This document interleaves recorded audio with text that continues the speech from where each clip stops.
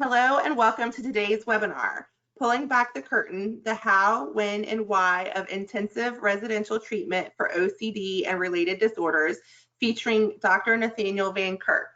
I would like to now introduce Dr. Van Kirk. Dr. Van Kirk is a licensed clinical psychologist specializing in the conceptualization and treatment of severe anxiety disorders, obsessive compulsive disorder, and trauma PTSD. Currently, Dr. Van Kirk serves as the coordinator of inpatient group therapy for McLean Hospital, Harvard Medical School, as well as the coordinator of clinical assessment at McLean Hospital's OCD Institute. He received his doctoral degree in clinical psychology from Virginia Tech. Prior to accepting a postdoctoral fellowship at the OCDI in 2015, he completed his pre-doctoral internship at the Michael E. DeBakey Veterans Affairs Medical Center, where he received training in severe mental illness, PTSD trauma, and substance abuse disorders. There will now be a brief moment of silence while I transition the presenter role to Dr. Van Kirk.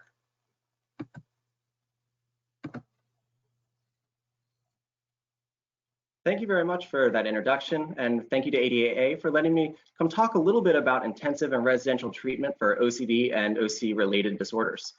So today, my goal is really to just kind of go over a little bit on what OCD treatment looks like in an intensive format. And just to set the stage, we do know that OCD is a really impactful and really powerful kind of experience that people will go through that can really have a really negative impact on their day-to-day life, their functioning. But the great news is that we have really effective treatments. And as many of you who are watching probably already know, that exposure and response prevention is kind of the gold standard for treatment for OCD and really at the foundation of treatment. The great thing is that research has shown over the years that ERP and cognitive behavioral therapy for OCD is incredibly effective. However, it's also important to note that there are sometimes challenges where some individuals who maybe have complex comorbidities or other medical comorbidities still struggle following treatment or may have to go through multiple rounds of treatment. Many do remain symptomatic, and there are a subset of individuals who may have limited treatment response or may drop out of treatment and may need a little bit more support as they're going through the treatment process. And really, it's those moments where intensive residential treatment can really come into play. And so my hope today is to talk a little bit about intensive residential treatment and remove some of the mystery on what it is that we're actually doing and what to expect when you're working with clients who might be transitioning into intensive and residential treatment, which I'll be calling IRT as we go through this. But just to kind of talk a little bit about what options are out there, is we really do have multiple levels of treatment options available. The most kind of typical one that we would talk about is the outpatient level. And this is kind of what many of us would do 1 to 2 times a week with an individual, and where a lot of the research on OCD treatment outcome kind of sits.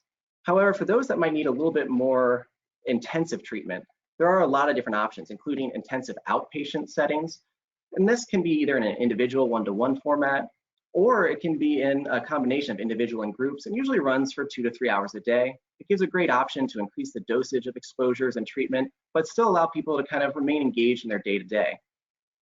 Above that, you might find something called a day treatment program. So day treatment programs are a little bit longer, usually 4 to 6 hours a day. They're usually a combination of group and individual programming, and really kind of focus on both giving core and base skills, such as emotion regulation or mindfulness, in addition to kind of focused exposure and response prevention or CBT interventions for OCD and related disorders. Many have also probably heard of the next level, which is called the partial hospital program. Now, at first glance, a partial hospital program really looks very similar to a day treatment program. The main difference being that while it still lasts for about 6 to 8 hours a day, there is the addition typically of a nursing or medical staff on site. It allows for a focus on more complex medical cases. If there needs to be more medication management or observation, that's also something that's possible. Additionally, at this level of care, you can sometimes integrate things like neurotherapeutics, which I'll talk a little bit more as we go through. Beyond that, we have the residential treatment programs. And so the day-to-day of a residential treatment looks very similar to a partial hospital or day program, just with the addition that the individuals will stay there overnight and they have 24-hour staffing. So at the OCD Institute, we have 24-hour coaching, and really what we focus on is how to help individuals maybe have symptoms that interfere with their morning or evening routines, or really kind of get in the way of the day-to-day functioning in between exposure sessions or groups, and provide that support on a 24-hour basis. Now, looking across the levels of care, there's also the inpatient level of care. And now this is usually more of a stabilization and a shorter length of stay. There are some inpatient units that may collaborate with OCD specialty programs and provide a starting point for OCD or OC-related treatments. A lot of times individuals may go to an inpatient setting and then transition down to a residential or partial hospital program to get more specialized treatment for OCD and related disorders. Now, while this year, 2020, has turned out to be something more out of a Stephen King novel than necessarily the things that we were hoping for or maybe wished for on the first of the year, there have been some very exciting and important developments in the different care and the way that as a mental health field, we've adapted to the need and to this unexpected situation. And one of those things that I think is really important to highlight is that we also have a new level of care. At the OCD Institute here in Massachusetts, and also the Houston OCD program in Texas, along with many of our colleagues across the country, have all been diligently working to increase a virtual partial program or virtual levels of care to make more specialized care accessible to everyone, no matter where they are or whether or not they can access the partial hospital program or residential program at this time. And I'm going to talk a little bit more about this virtual partial program as we go through today, because I think it gives a really unique opportunity for individuals to get kind of tailored treatment in their day-to-day settings. For many individuals who maybe have certain rituals that only take place in their home or in their apartments, this is a great opportunity to use telehealth and to use some of the technology that we have at our disposal to give tailored and individualized treatment within their day-to-day life. And so to start, I want to talk a little bit about who we see as seeking intensive and residential treatment. Generally speaking, the majority of the individuals who seek intensive residential treatment, and this is specific for OCD and OC spectrum disorders, do have a primary diagnosis of OCD. And we see that their OCD symptoms tend to have a mean of around 24.61, which is right on the verge of the severe range of the spectrum based on the Y-box. One of the things that's also important to note is that about 30 to 35% of those individuals who seek treatment and have a diagnosis of OCD also have a comorbid diagnosis of another OC spectrum disorder, such as hoarding, body dysmorphic disorder, trichotillomania, or excoriation disorder. However, in addition to that, we also have a high rate of comorbidity in those that are seeking intensive residential treatment. About 85% of those that have come through treatment in the last couple of years had at least one comorbid clinical diagnosis. The most common ones that we saw were major depressive disorder and pervasive depressive disorder. Additionally, we saw a number of people had social anxiety disorder or generalized anxiety disorder. And then remaining 35% had a variety of different clinical diagnoses.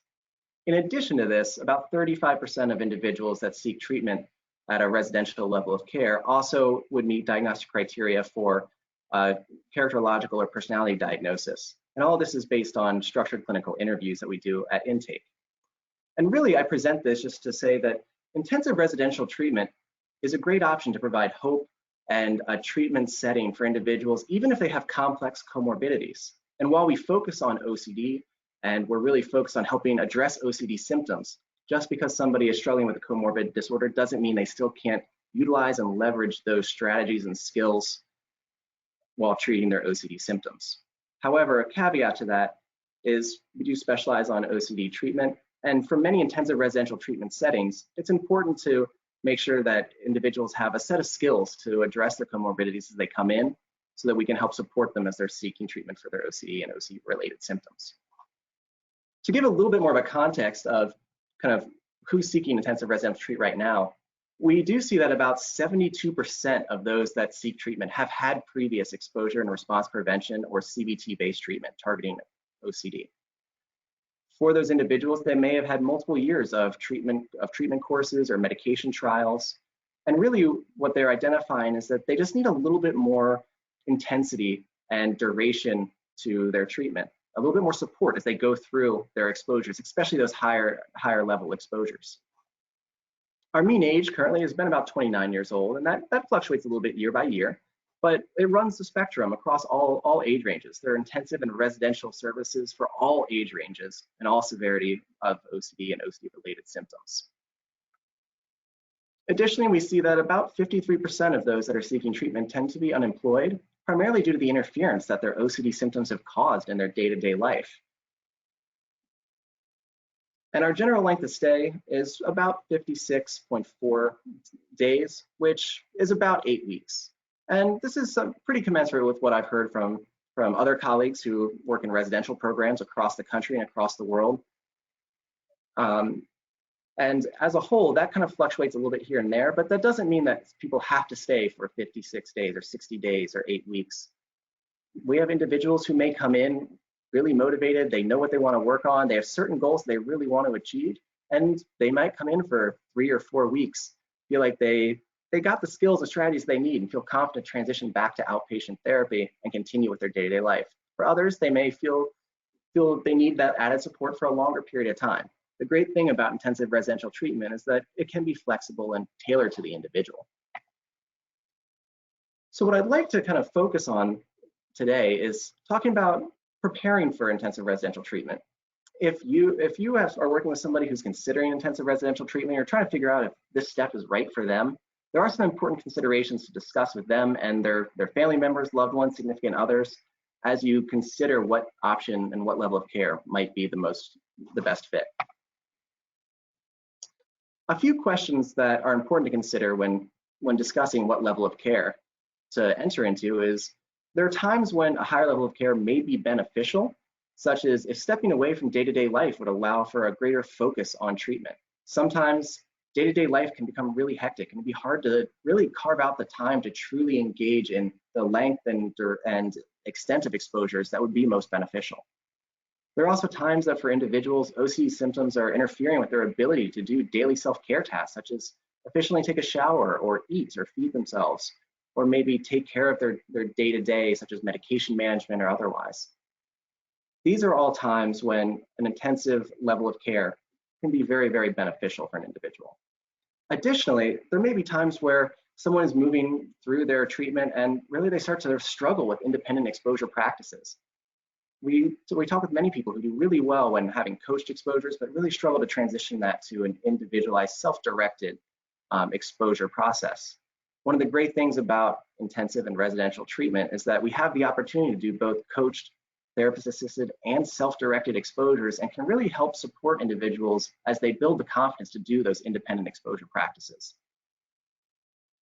Sometimes it may actually be due to the comorbidity or the impact that comorbid symptoms have on an individual's treatment. And so if there's a complex medical picture or a complex comorbid clinical picture, sometimes a greater level of support may be helpful as they go through their treatment and recovery process. Now, I also though wanted to highlight there are other instances where an intensive level of care may be beneficial, and it might not just be due to the severity of one's symptoms. Unfortunately, there's still areas across the country and across the world where they really lack the local services or specialized treatment for things like OCD or OC spectrum disorders. And while this has really changed drastically over the last few years, there are still individuals who may struggle to get the treatment that's most effective for them. Or we have individuals who may really want to maximize their treatment gains in a short amount of time, such as students who are on break from school. These are also times where intensive levels of care can be really helpful, really beneficial, and really powerful in helping someone kind of get back to the day-to-day life and living a life that's most important to them. Whenever you're preparing for intensive residential treatment, I think it's important to really discuss what some of the common concerns are, and that identify there are some misconceptions about intensive and residential treatment. And I just want to take a moment to discuss those here so that it's something that individuals can discuss with their clients ahead of time. Some of the concerns that I hear the most when talking to people about intensive levels of care is individuals or clients may ask, will I be forced to do exposures I don't feel ready for? There's this feeling that by entering and choosing to enter an intensive level of care, essentially their ability to choose will be taken away from them. But honestly, most intensive and residential treatments are voluntary programs. The goal is to help support someone so they can choose to engage in their exposures and choose to utilize these skills in their day-to-day life. And so we never force anyone to do exposures.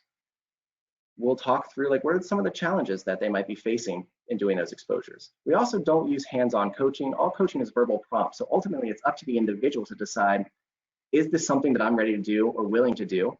Or in some cases, maybe I should go back to my day-to-day life, practice a few things, and then come back when I'm ready to address some of these more difficult symptoms. Another concern that many will say is, what if I experience an anxiety level that is higher than what I can tolerate? I think this is a really common concern, just as with exposure in general. For many, the idea of tolerating that anxiety can be incredibly overwhelming. One of the things that we focus on is not so much trying to get away from that anxiety, but how can you learn that you're actually able to tolerate a lot more anxiety than you actually believe that you might be able to? And how do we help support people as they develop that sense of confidence?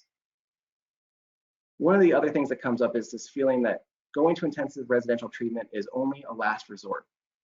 And some might be afraid to attend residential treatment, thinking that if it doesn't work, then there's nothing left for me. And I really think that this is a powerful concern, but also a little bit of a misconception about what intensive residential treatment is. Intensive residential treatment really is just a stepping stone in helping someone develop the skills and providing the support that they need to engage in exposure and response prevention or other specialized treatments for the symptoms that they're struggling with.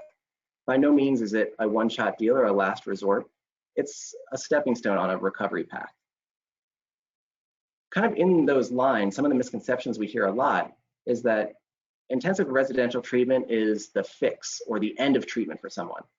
Thinking that if I can just make it to intensive residential treatment, that'll be the end of my anxiety, my OCD, my struggles, and that this will fix everything.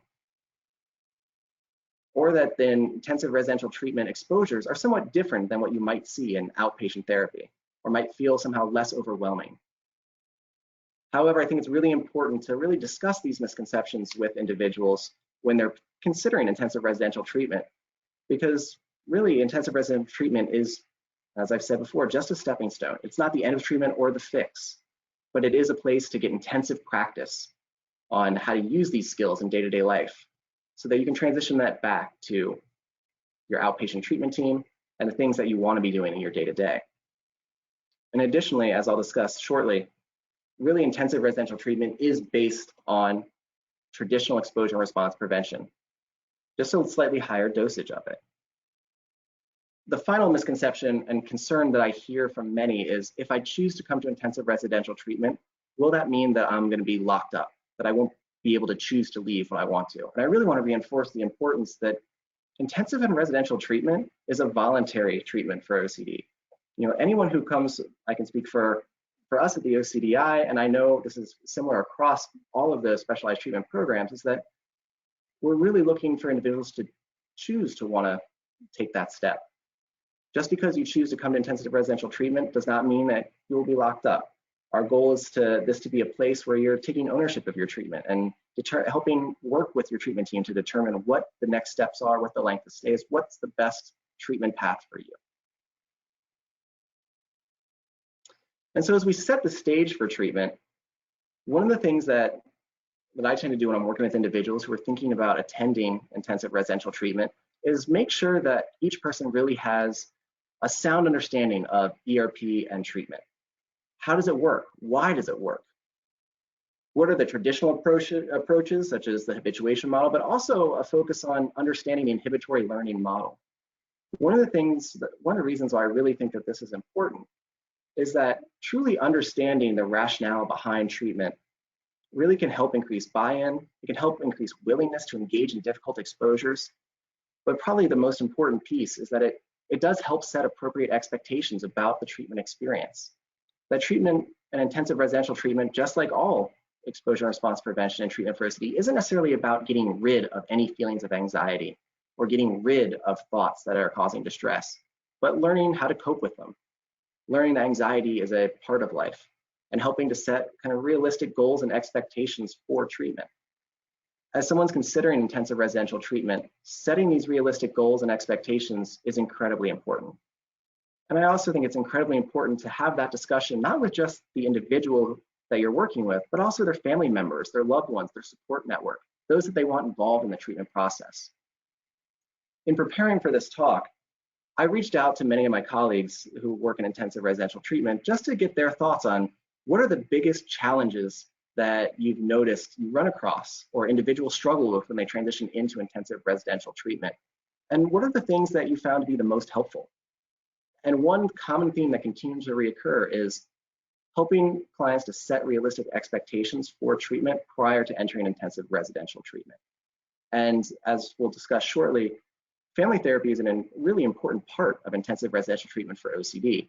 And so helping the family members kind of set expectations for what treatment's going to look like, how long it might take, but also what is life after intensive residential treatment going to look like are really important steps. And this can include things like discussing structure and starting to develop some structure in individuals' day-to-day life.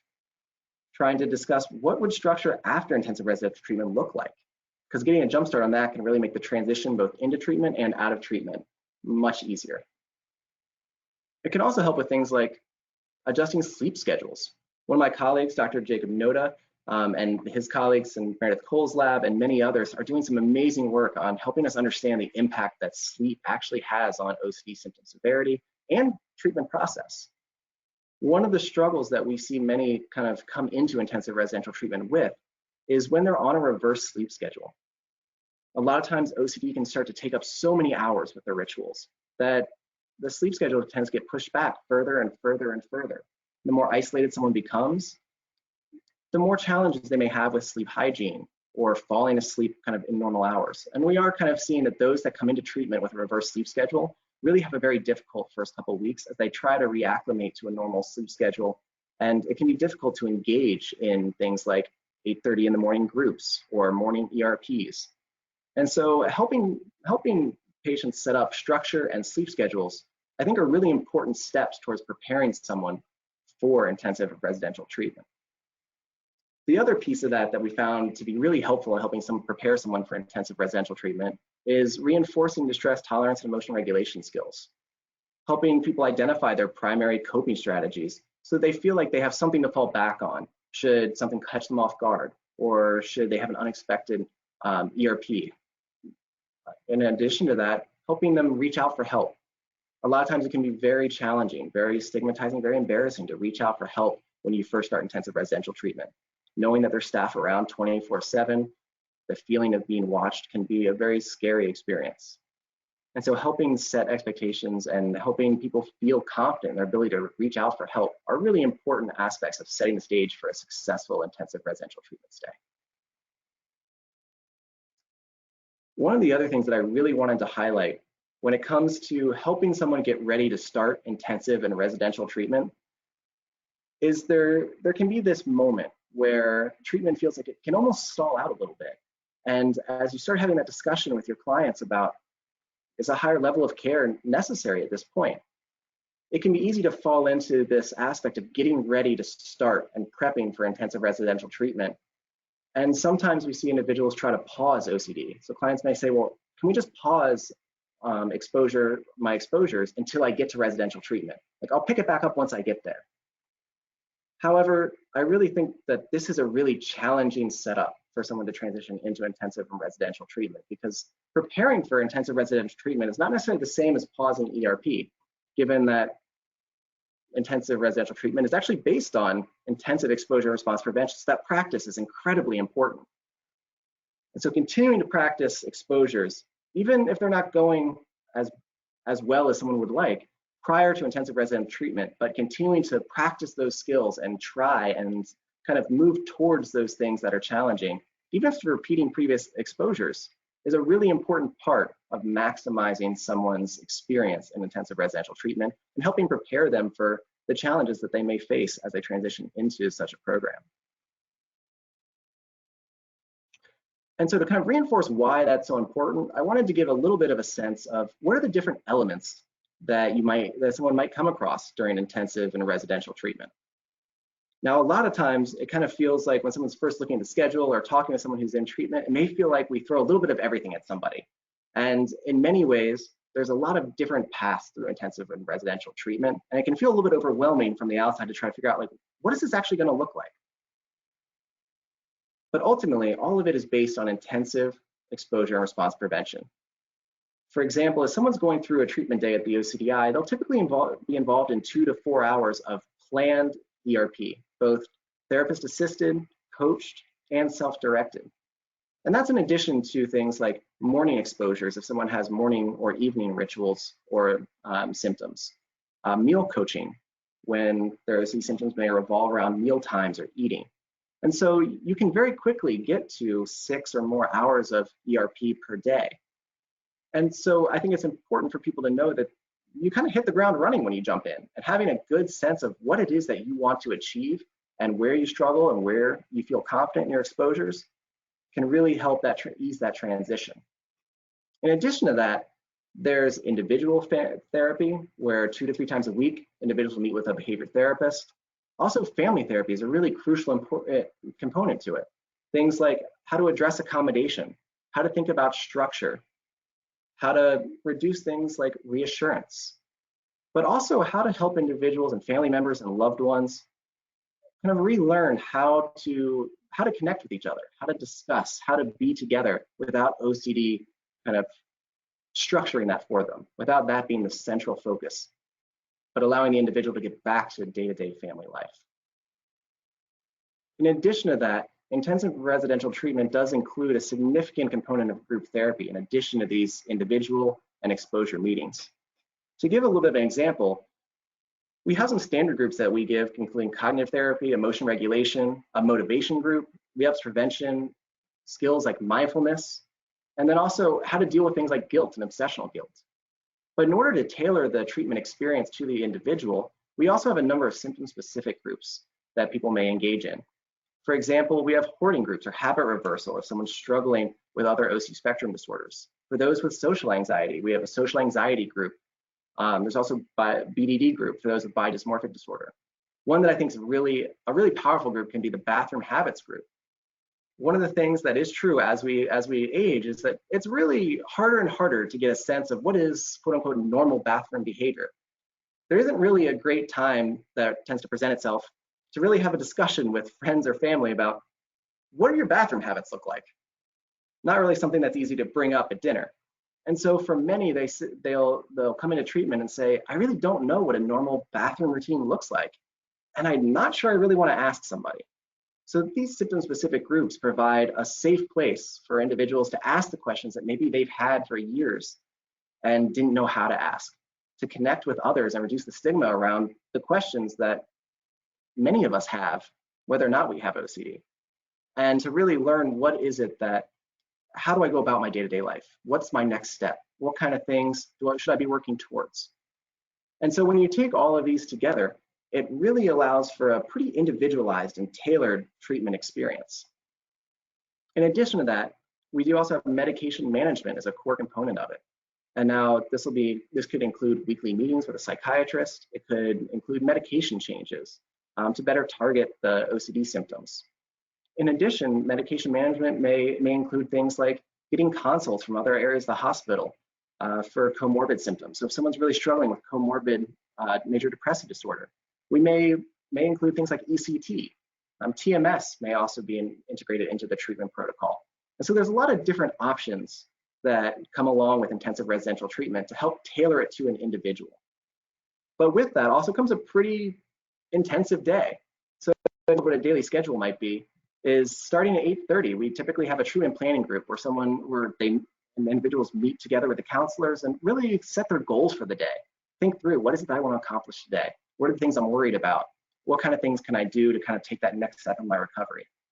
Then at 9 a.m., the first group of the day, followed by 2 hours of ERP, lunch, and in the afternoon, another 2 hours of ERP, and interspersed in there may be symptom-specific groups for their kind of individualized symptoms that they're struggling with. In the afternoon, we might have more both kind of mindfulness groups for everyone, along with symptom-specific groups such as the intrusive thoughts group.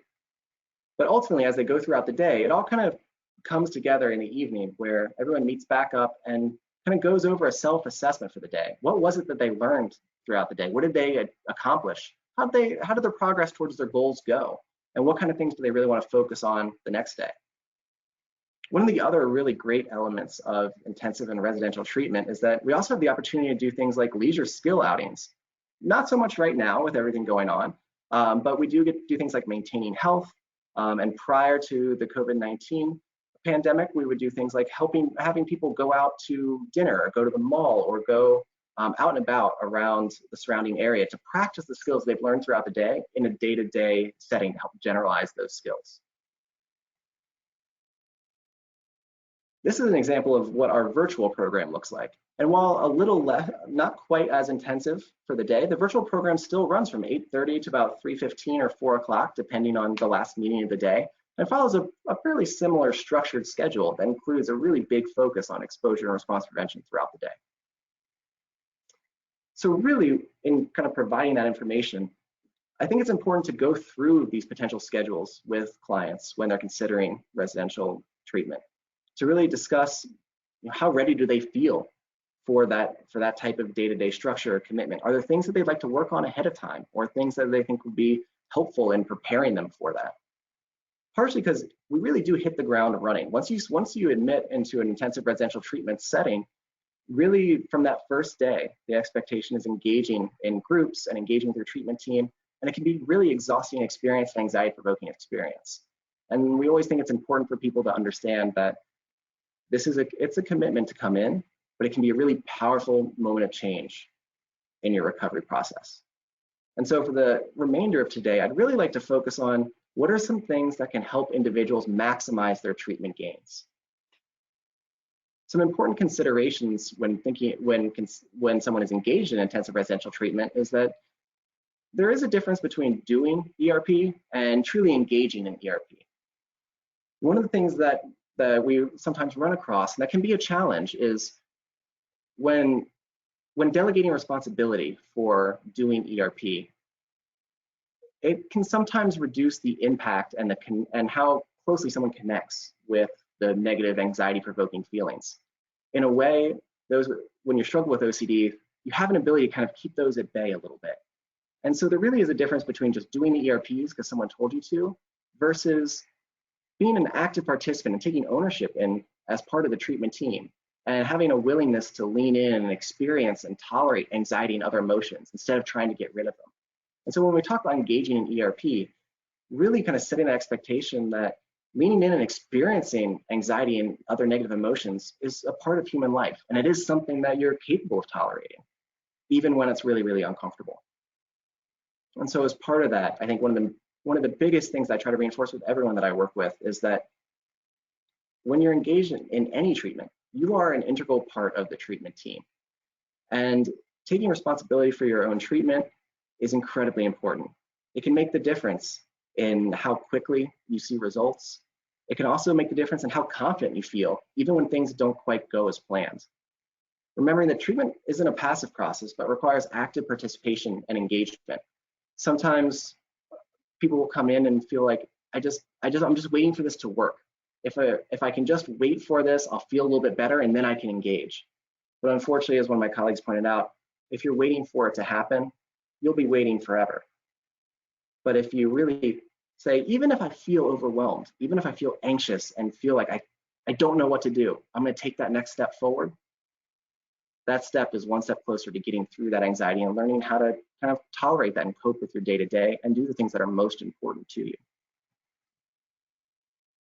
And that really brings up this idea that I think is central to all treatment, which is motivation. Motivation is one of those things that we have a tendency to talk about a lot, but very rarely do we actually sit down and think about what motivation is. What does it feel like? How do I define it for myself? But it's something that gets tossed around a lot. Because once I just have to figure out how to get motivated to do X, Y, or Z, and then everything will fall into place. So one of the things that we try to do in preparing people for intensive residential treatment is help them connect with their values and what is the most important thing for them to accomplish while they're in treatment. Knowing that this is one step in their treatment journey, and what are the things that they really want to focus on while they're in intensive level of care. One of the questions that I tend to ask people a lot is, what makes it worth it to take the risk of not ritualizing? And sometimes the answer is hard for them to come up with. And so I think discussing that with people and really nailing down what is it that motivates you, what is it that drives you to take those risks and to take those difficult steps can be something that you can fall back on when treatment gets difficult, and can really make the difference in how efficient intensive residential treatment can be. We find it helpful to specify what changes specifically a person wants to make during treatment. The idea of kind of pausing life until I get better can kind of be a never-ending cycle. And so really kind of focusing on the function. What are the things that you really want to functionally be able to do in a day-to-day? What things would make your day-to-day more enjoyable, more value-driven, and would make your day-to-day worth the risk and worth the anxiety? Detailing those specific goals can be very helpful in setting someone up for success for treatment and beyond as they transition out of intensive or residential treatment. One of the other things that we found is that in addition to treatment, there's a little bit slightly separate aspect that we consider willingness. And in some of our research here at the OCDI, we actually found that willingness to fully experience unpleasant and unwanted thoughts, emotions, and bodily sensations versus trying to get rid of them actually was related to better treatment outcome and greater reductions in OCD symptoms week to week, above and beyond that which was accounted for by initial severity and many other factors. This seemed to be a really crucial factor in how well someone responds to intensive and residential treatment and how efficiently that progress moves forward. So the higher one's willingness to tolerate and accept and experience those unpleasant and unwanted emotions, the faster they're going to see symptom reduction and the faster they're going to be able to get back to their day-to-day life. And I think that's a really important thing to reinforce with anyone who's thinking about intensive residential treatment, is that willingness to fully experience unpleasant thoughts, feelings, and emotions is really a core component of what we mean by engaging in ERP, and is really a core skill for all of us as we move through our day-to-day lives. To give another example of this, is we found when we look across treatment that the longer someone stays in treatment, we actually do see that their motivation or their reasons, internalized reasons for engaging in treatment-related behaviors does tend to increase pretty significantly. One of the things that we found in one of our past studies, though, was that really around week 3 to 4 is when we see the greatest increase in internally driven motivation. That also tended to dovetail with when we saw significant drops in an individual's OCD symptoms. And so one of the things that I think can be really important in helping anyone who's interested in intensive residential treatment really get the most out of treatment and maximize their gains is helping reinforce this idea of motivation and willingness early on, so that they can kind of hit the ground running and really make use of those first couple weeks that they're in intensive treatment. And so with all that, I did kind of want to wrap up a little bit and just give a message of hope.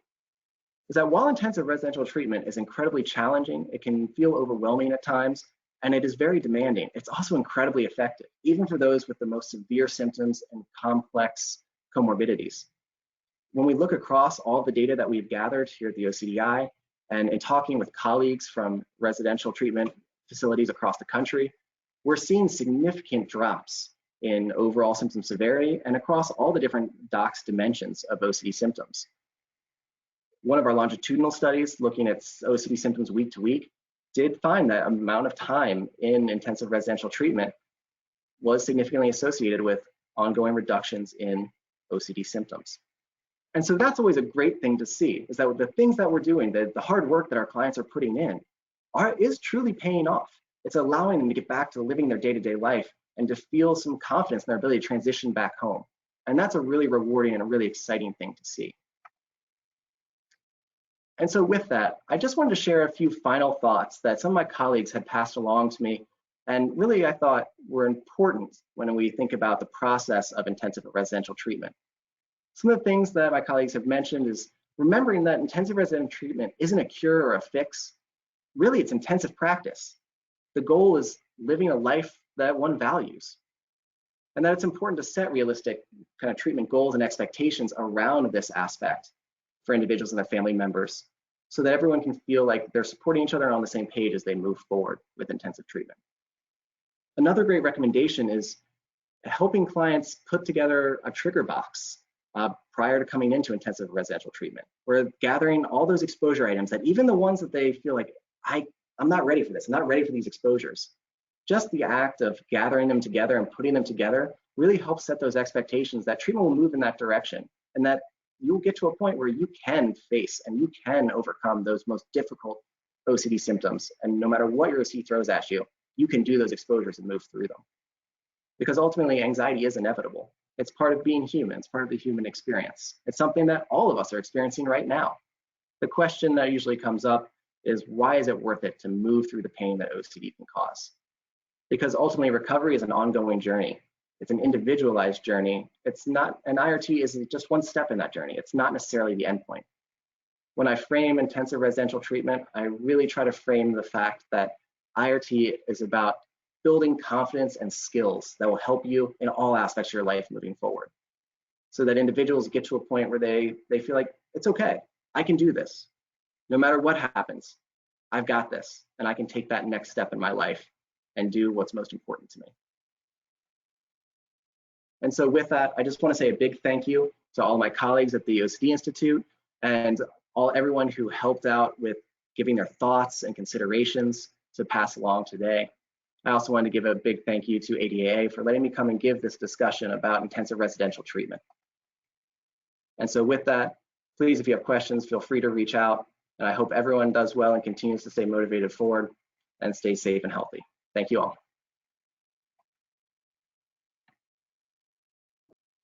Thank you very much, Dr. Van Kirk.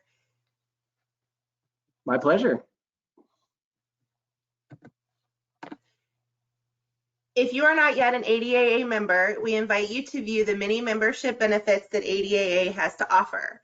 ADAA members enjoy year-long access to continuing education programs, free access to special interest groups, including online peer consultation groups, promotion of your practice in ADAA's online Find a Therapist database, significant discounts to ADAA's annual conference, and much more. We would also like to invite you to check out more ADAA on-demand webinars by visiting our website, www.adaa.org. On behalf of ADAA and our presenter, we thank you for joining us today.